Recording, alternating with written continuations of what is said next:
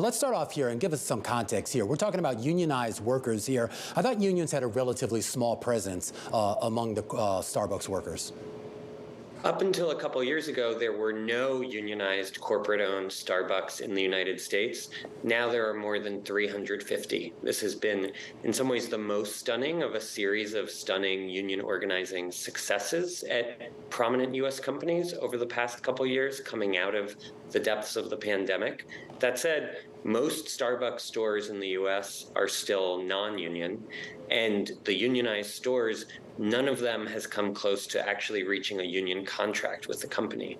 And that issue and the union's claim, which Starbucks denies, that Starbucks is refusing to negotiate fairly, is why there's now this strike. The U.S. Labor Board has accused Starbucks of failing to negotiate fairly, but has a very long process and limited penalties when it thinks a company is breaking the law. Yeah. And so the union has sought tactics to keep the pressure up on Starbucks and try to get the company to change. I'm curious as specifically what they've been asking for in the negotiations, or at least the negotiations that would come. I mean, it was pretty clear cut what we saw with UPS workers, with UAW workers here. But for Starbucks workers, this is more than just about pay.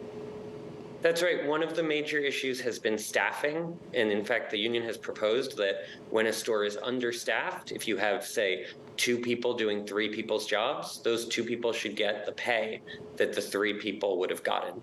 The union has also made more ambitious, unusual demands, like having worker representation on Starbucks corporate board, something that would be much more common in Europe, but is rare in the United States. The workers say they want a seat at the table, and they draw on the symbolic message that Howard Schultz had as the company founder and CEO, when he said that there was an empty chair at the table for the worker. The union is saying that should be filled with an actual representative of the Starbucks workforce. And so, Josh, the strike that's potentially approaching in 3 days' time, it's a one-day strike. But, I mean, as you walked us through, this is a long-standing issue. Are these one-day strikes potentially longer, something that we should expect to see more of as this issue drags on? Yes, this is something the union has done repeatedly. They say this one will be the biggest, with thousands of people participating.